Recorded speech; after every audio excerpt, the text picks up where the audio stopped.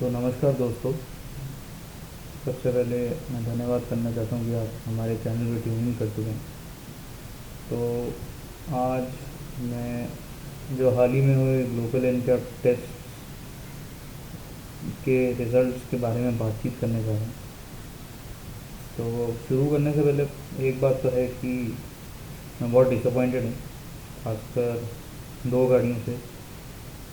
तीन गाड़ियों के टेस्ट हुए थे, दो के रिज़ल्ट से तो सच में डिसअपॉइंटेड हूँ मैं। क्योंकि उनसे काफ़ी उम्मीदें, मार्केट लीडर्स हैं वो, आफ्टर मारुति सुजुकी, और उनसे बेटर एक्सपेक्ट किया जाता है बिकॉज वो बाय एंड लार्ज अपने इंटीरियर क्वालिटी और अपने ब्रांड परसेप्शन के लिए जाने जाते हैं। तो डिसअपॉइंटमेंट है और उसी डिसअपॉइंटमेंट के ऊपर बात करना चाहता हूँ। तो सबसे पहले मारुति एस्प्रेसो के रिज़ल्ट के बारे में बात करता हूँ। तो रिज़ल्ट कुछ खास नहीं। जहाँ तक बात है कि स्टार कितने हैं, तो एडल्ट सेफ्टी में 0 स्टार्स है मारुति सुजुकी एक्सप्रेसो की, जो कि बड़ी सरप्राइजिंग बात नहीं है क्योंकि मारुति की जो फ्लैगशिप हैचबैक है बलेनो, वही 2 स्टार स्कोर करती है। बलेनो 2 स्टार करती है, स्विफ्ट 2 स्टार करती है। जो स्विफ्ट जो कि काफ़ी टाइम तक फ्लैगशिप हैचबैक थी सुजुकी की, वो भी 2 स्टार कर चुकी है। और वैगन आर 2 स्टार कर चुकी है। तो उस हिसाब से फिर एस्प्रेसो का 0 स्टार स्कोर करना कोई बड़ी ताज्जुब की बात नहीं है, या इसमें कोई संदेह की बात नहीं थी कि वो 0 या 1 स्टार लगेगी। तो मारुति ने तो, अगर मैं देखा जाए तो उन्होंने अपने आप को मतलब अपनी कंसिस्टेंसी बरकरार रखी है इन टर्म्स ऑफ स्कोरिंग 0, 1 और 2 in the global NCAP test. बात आती है हुंडई ग्रैंड i10 नियोस की, जो कि एज अ प्रोडक्ट बहुत अच्छा है। मतलब अच्छा था up to this point of time, जब तक टेस्ट नहीं हुआ था। हालांकि उसके बिल्ड क्वालिटी के ऊपर कुछ लोगों को डाउट्स थे, but as a product personally speaking मुझे अच्छा लगता था। Why? Because of the range of engine and gearbox options that were available, and the kind of features that it had and the kind of money that it was being sold for. तो उसमें 2 star score किए हैं, which is more और less, I mean in terms of segment it competes with the Tigor and say the WagonR, but and WagonR is not too far, and Swift, especially in the 1.2 engines.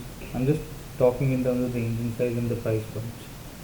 So ऐसा नहीं कि उस segment में हर गाड़ी 3 या 4 star ला रही है। तो एक टियागो है जो 4 स्टार लाई है, हालांकि उसकी भी body shell integrity at 64 kmph is rated as unstable, but फिर भी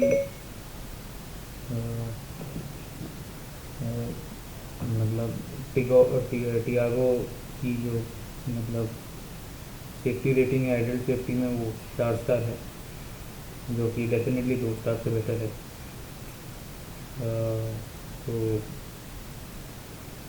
ये ग्रैंड i10 नियोस जो मतलब गाड़ी है वो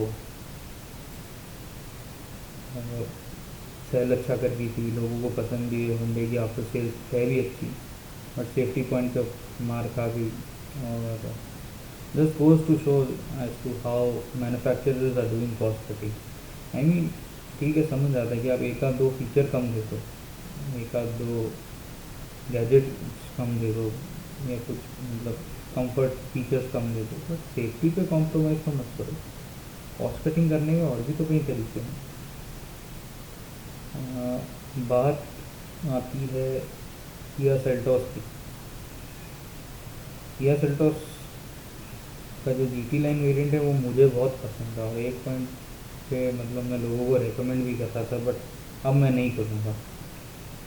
किया सेल्टॉस की भी बॉडी शेल इंटीग्रिटी अनस्टेबल है, और इसी 8.03 स्कोर की हेडेड सेफ्टी 17 में, और 2 स्टार 7.99 पे आता है, और 8 के अवर जितना भी स्कोर आता है 3 स्टार आते हैं। तो मतलब सोचिए इसको बेरली 3 स्टार मिले। तो अगर अब 3 स्टार वाली ही गाड़ी लेनी है, कॉम्पैक्ट एसयूवी लेनी है, या मतलब तो फिर और भी ऑप्शन हैं।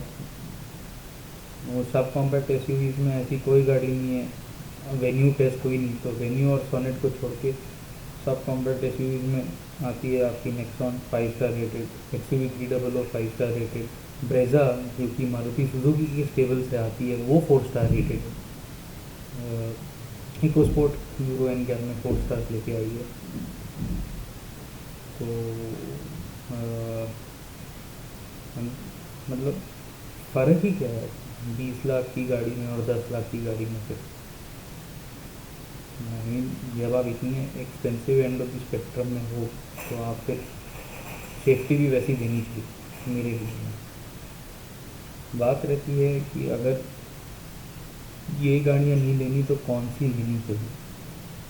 तो एस्प्रेसो का तो मैं सीधा बोलता हूँ कि एस्प्रेसो जितने प्राइस पे आती है ब्रांड न्यू, उतने में काफ़ी अच्छी प्री ओन्ड गाड़ियाँ मिल जाती हैं अच्छे कंडीशन में, अच्छे ब्रांड से, जैसे होंडा हो गई, टोयोटा एटियोस मिल जाएगी यू टॉप में, जो कि 4 स्टार इनका रेटिंग के साथ आती थी। जेस्ट का टॉप मॉडल आ जाएगा। हालांकि टाटा के बोलते हैं कि आफ्टर सेल्स और सर्विस बेकार है,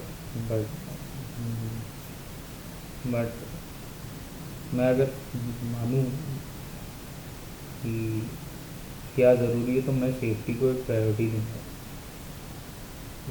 क्योंकि क्योंकि ऐसा है कि जान एक बार चली गई तो चली गई, वापस तो आएगी नहीं। और रोड एक्सीडेंट ऐसा नहीं कि कम हो रहे हैं घट रहे हैं, रोड एक्सीडेंट बढ़ रहे हैं। और सिंपल सा प्रोपोर्शन है, जितनी ज़्यादा गाड़ियाँ होंगी रोड पे उतनी ज़्यादा रोड एक्सीडेंट्स होंगे। अब बात आती है प्लेटफॉर्म्स की, तो इससे एक चीज़ तो पता चलता है कि हुंडई का ना तो K1 प्लेटफॉर्म सही है ना K2 प्लेटफॉर्म सही है।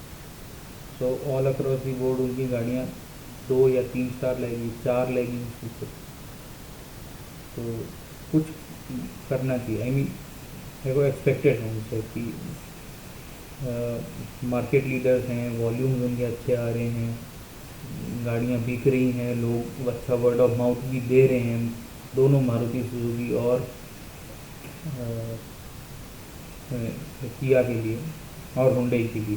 तो इन तीनों ब्रांड्स के लिए अगर जब आपको अच्छा वर्ड ऑफ माउथ मिल रहा है तो एफर्ट्स डालने में क्या बुराई है।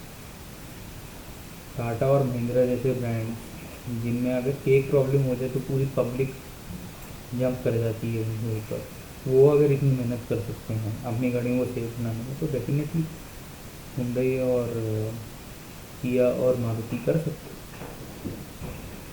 तो ये था मेरा व्यू इसके ऊपर, और मैं होप करता हूँ कि आप ये सोच समझ कर डिसीजन लेंगे जब अगली बार गाड़ी लेने जाएंगे। Thank you.